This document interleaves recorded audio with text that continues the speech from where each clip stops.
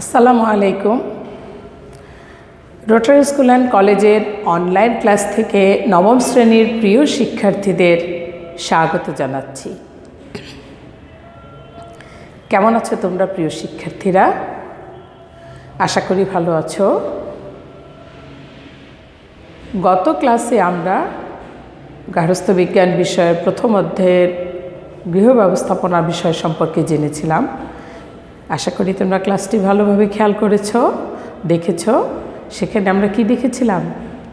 গৃহ ব্যবস্থাপনাকে বলা হচ্ছে পরিবারের প্রশাসনিক দিক, এবং সেই প্রশাসনিক দিক পরিচালনা করতে যেয়ে কতগুলো ধাপ অনুসরণ করেন।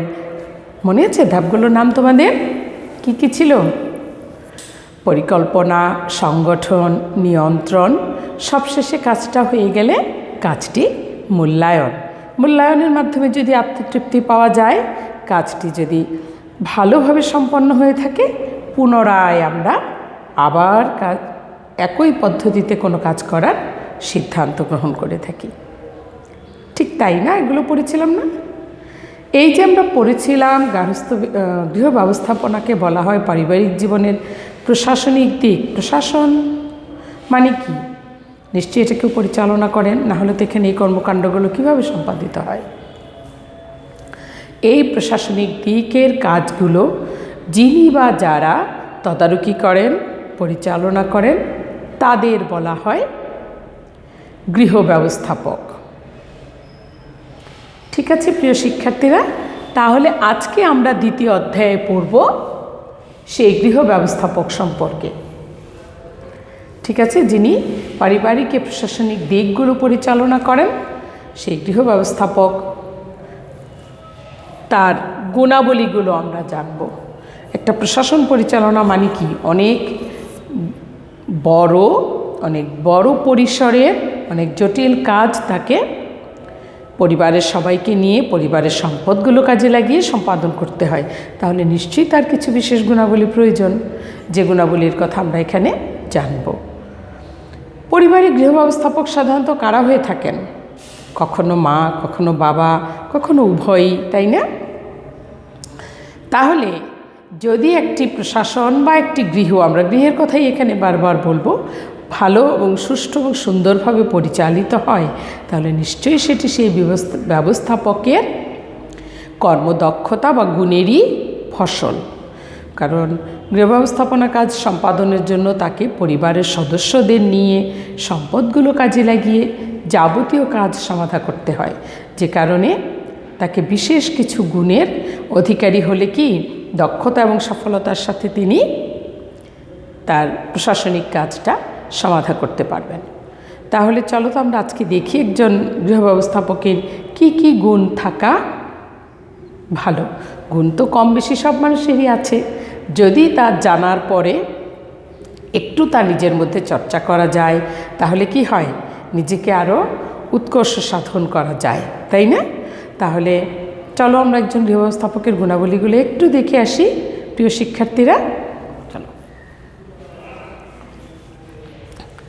আমরা যদি এই ফুলের পাপড়িগুলোর সঙ্গে তুলনা করি একজন গৃহ ব্যবস্থাপককে, তার মানে কি এই গুণগুলোর সমন্বয়ে তিনি একটি সুন্দর ফুলে পরিণত হতে পারেন।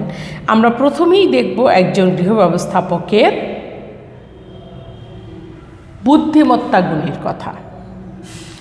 তাকে বুদ্ধিমতী অথবা বুদ্ধিমান হতে হবে।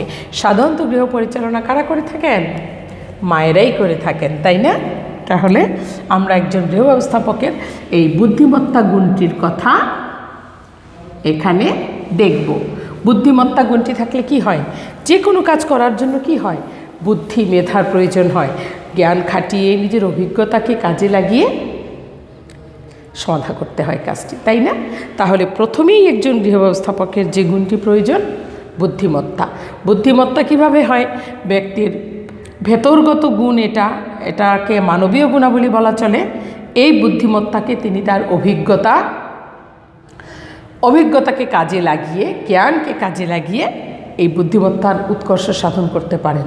যে কোনো কাজের জন্য কী রান্না হবে, কে কোন কাজ করবে, এগুলো কি বুদ্ধি খাটিয়ে উপযুক্ত দক্ষ লোক দিয়ে কাজগুলো করানো, সকল কাজেই কি বুদ্ধির দরকার। তারপরে পরিবারের ছেলে মেয়েকে নিয়ন্ত্রণ করা, সেখানেও বুদ্ধির দরকার। যে কোনো কাজেই বুদ্ধিমত্তা প্রয়োজন। তাহলে এটা একটি গুরুত্বপূর্ণ একটি গুণাবলী। ঠিক আছে, এরপরে দেখো এখানে বলছে একজন গৃহ ব্যবস্থাপকের উদ্দীপনা গুণটি থাকতে হবে। উদ্দীপনা, উদ্দীপনা শব্দের অর্থ কী? উদ্দীপনা অর্থ উৎসাহ, প্রবল আগ্রহ কোনো কাজ করার। পরিবারে প্রতিদিন বিভিন্ন রকমের কাজ সংগঠিত হয়ে থাকে, সেই সবগুলো কাজ কিন্তু খুব আনন্দের না, কঠিন, জটিল, তাই না? তাহলে সে কাজগুলো করতে যদি অনাগ্রহ লাগে তাহলে কি হবে? কাজগুলো কিন্তু করতে ইচ্ছে করবে না, বা কোনো রকমে করলেও কাজের মানটা ভালো হবে না। তাহলে কি দরকার? প্রবল উদ্দীপনা দরকার, উদ্দীপনা বা উৎসাহ। যদি গৃহ ব্যবস্থাপকের মধ্যে যে কোনো কাজ নিয়ে উৎসাহ থাকে তাহলে তার পরিবারের বাকি যে সদস্যরা, অর্থাৎ মায়ের কথাই আমরা বলি, মায়ের যদি উদ্দীপনা থাকে তা দেখে কিন্তু সন্তান স্বাভাবিকভাবেই কি উদ্বুদ্ধ হবে, উদ্দীপ্ত হবে কোনো কাজ করার জন্য। আমরা এখানে একটা উদাহরণ দিতে পারি, বইয়ে আছে দেখবে তোমরা। মনে করো গৃহ ব্যবস্থাপক মেহমান দাওয়াত করলেন। মেহমান দাওয়াত করলে কি আমাদের কিন্তু বাড়তি কাজ করতে হয়, তার জন্য স্পেশাল রান্নাবাড়া করতে হয়, ঘরবাড়ি গোছাতে হয়, পরিপাটি করতে হয়, তাই না? এই কাজগুলো করতে যে গৃহ ব্যবস্থাপক যদি তীব্র উৎসাহ বোধ করেন, তিনি নিজেই যদি প্রবল আগ্রহে কাজগুলো শুরু করে দেন, পরিবারের সদস্যদের মধ্যে কিছু কিছু কাজ ভাগ করে দেন। মনে করো একজনকে দিলেন তুমি ঘরগুলো গুছাও, একজনকে দিলেন তুমি ক্রোকারিজগুলো বের করে রেডি করো। গৃহ ব্যবস্থাপক হয়তো রান্না করছেন, উনি যখন কাজগুলো আগ্রহ নিয়ে করবেন, তিনি যাদেরকে সাথে নিয়েছেন তারাও আগ্রহের সাথে কাজগুলো তাকে করে দেবে। তাহলে উদ্দীপনা গুণটা কি? এটাও একটা গুরুত্বপূর্ণ একটি গুণাবলী। এরপরে বলেছে একজন গৃহ ব্যবস্থাপকের বিচার বুদ্ধি গুণটা থাকতে হবে। জীবনে চলতে গেলে সকল কাজেই বিচার বুদ্ধির প্রয়োজন, তাই না? বিচার বুদ্ধি মানে কি? যুক্তি বুদ্ধি খাটিয়ে সঠিক যে সিদ্ধান্ত, সেই সিদ্ধান্তটাকে নেওয়াটাকেই বলে বিচার বুদ্ধি। তাহলে পারিবারিক জীবনে প্রতিনিয়ত বিচার বুদ্ধি খাটিয়ে কাজ করার প্রয়োজন হয়। যেমন মনে করো, আমি সহজ উদাহরণ দিতে পারি, ভাই বোনের মধ্যে ঝগড়া গণ্ডগোল হয় না, তোমরা দৌড়ে যেয়ে কী করো? মায়ের কাছে নালিশ দাও। তখন মা তোমাদের দু ভাই বোনের মধ্যে কি সমস্যা হলো জেনে একটা রায় বা সিদ্ধান্ত দেন। তখন সে রায় কি অনেক সময় একজনের পক্ষে যায়, আরেকজনের হয়তো ভালো লাগে না। এটা কেন? ওই যে মা শুনে যখন বুঝলেন যে হয়তো ভুলটা তোমার হয়ে গিয়েছে, তখন কিন্তু তোমার অন্য ভাই বা বোনের পক্ষে মা রায়টা দিলেন। এখন এই যে তুমি একটা অন্যায় না করেও যদি বকা খাও, কেমন লাগবে?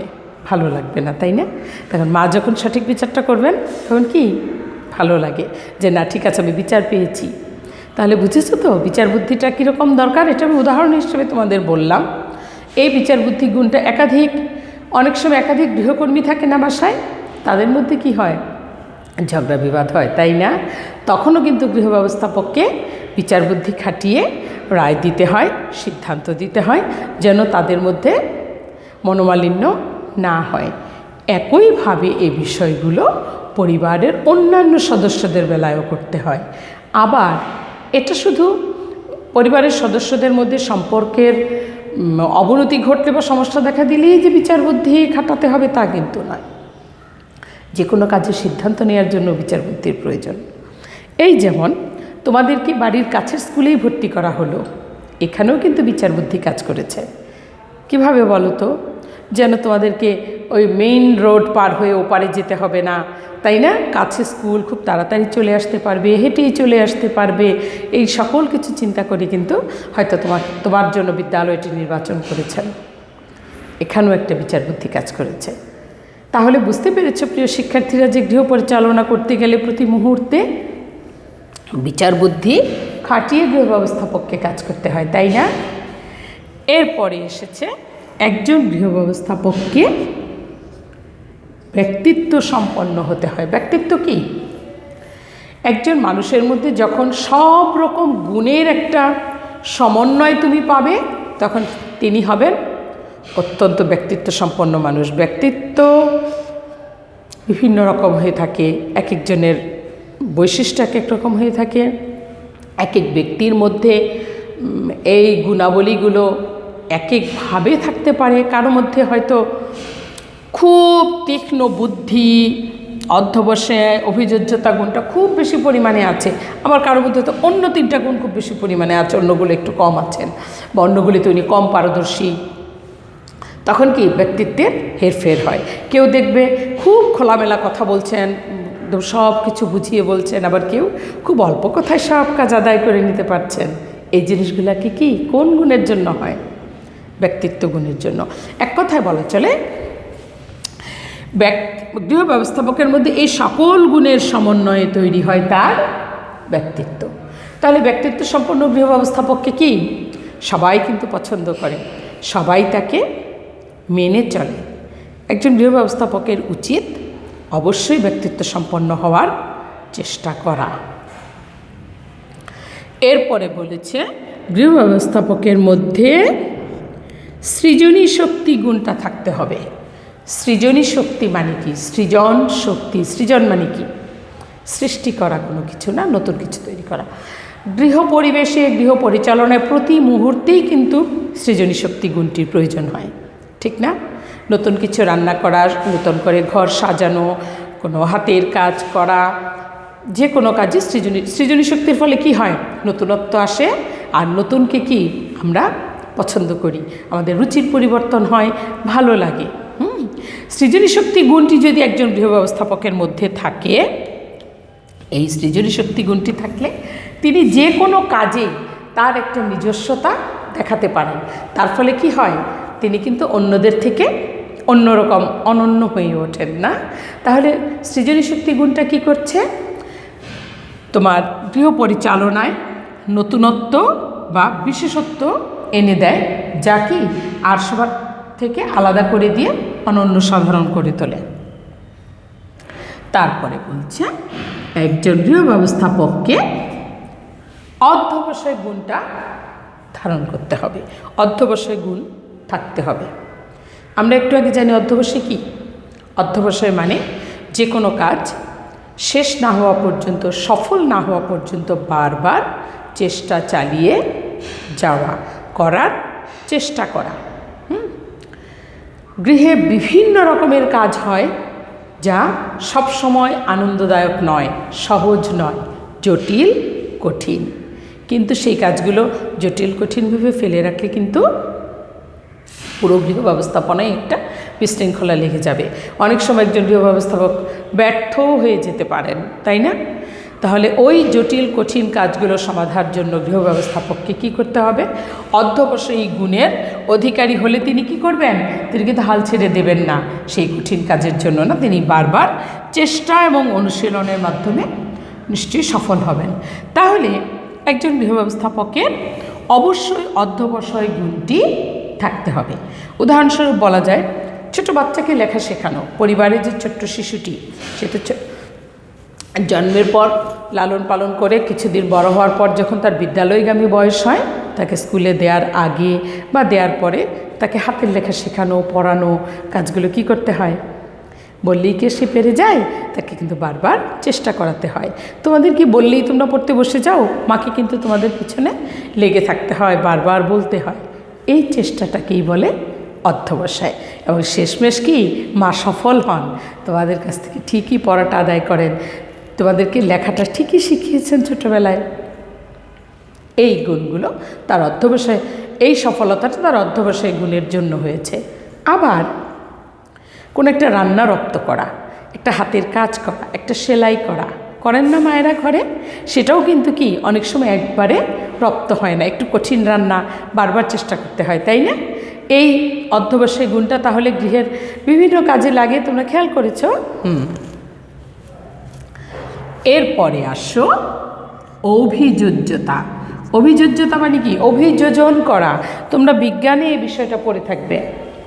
অভিযোজন, না, পরিবেশের পরিবর্তনের সাথে খাপ খাইয়ে নেওয়াকে কি বলে?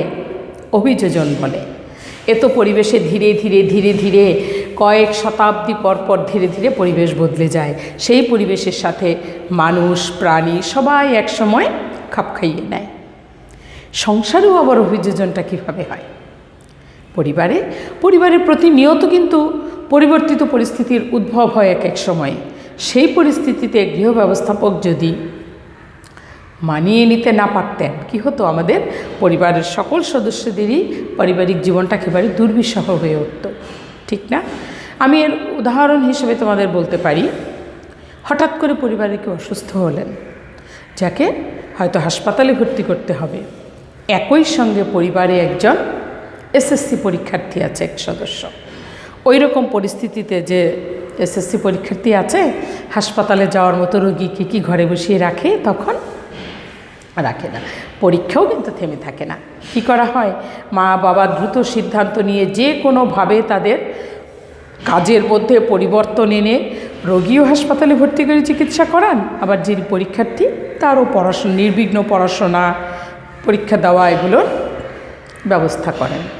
অথবা রান্নাবাড়া কমপ্লিট হয়ে গিয়েছে, আজকে পরিবারে যে তোমরা যে কজন সদস্য আছো খাবে, এমন সময় হঠাৎ একজন মেহমান চলে আসলেন। তখন কি করেন মা? তাড়াতাড়ি অন্য একটা আইটেম রান্না করে ফেলেন, ঠিক না? বা বুদ্ধি কৌশল করে আগে মেহমানকে আপ্যায়ন করেন, নিজের অন্যভাবে গুছিয়ে করেন। এই যে মানিয়ে নেওয়াটা, এটাকেও বলে অভিযোজ্যতা। যে কোনো উদ্ভূত পরিস্থিতিতে ওই পরিস্থিতি মোকাবেলা করে এগিয়ে যাওয়াটাকেই বলে অভিযোজ্যতা। তাহলে এটাও কিন্তু একটা গুরুত্বপূর্ণ গুণ, তাই না? এই গুণটাও থাকলে একজন গৃহ ব্যবস্থাপক তার গৃহ পরিবেশকে শান্তিময়, সাবলীল করতে পারেন। তারপর বলেছে একজন গৃহ ব্যবস্থাপককে আত্মসংযম গুণের অধিকারী হতে হবে। আত্মসংযম, আত্ম মানে নিজ, সংযম মানে সংযত করা। গৃহ পরিচালনা করতে যেয়ে একজন গৃহ ব্যবস্থাপকের অনেক গুরুত্বপূর্ণ একটি গুণ হলো আত্মসংযম গুণ। আত্মসংযম গুণটি না থাকলে পরিবারের সদস্যদের মধ্যে তিনি হয়তো ভালো সম্পর্ক বজায় রাখতে পারবেন না। আত্মসংযম গুণ না থাকলে উনি পারিবারিক জটিল কাজগুলো সমাধান করতে পারবেন না। গৃহ পরিচালনা করতে যে অনেক সময় পরিবারের অন্যান্য সদস্যদের সাথে গৃহ ব্যবস্থাপকের ভুল বোঝাবুঝি তৈরি হয়ে যায়। অনেক সময় তারা হয়তো গৃহ ব্যবস্থাপককে মান্য করতে চায় না, তার কথাটা শুনতে চায় না। সেরকম পরিস্থিতিতে একজন গৃহ ব্যবস্থাপককে কী করতে হবে? নিজেকে সংযত রেখে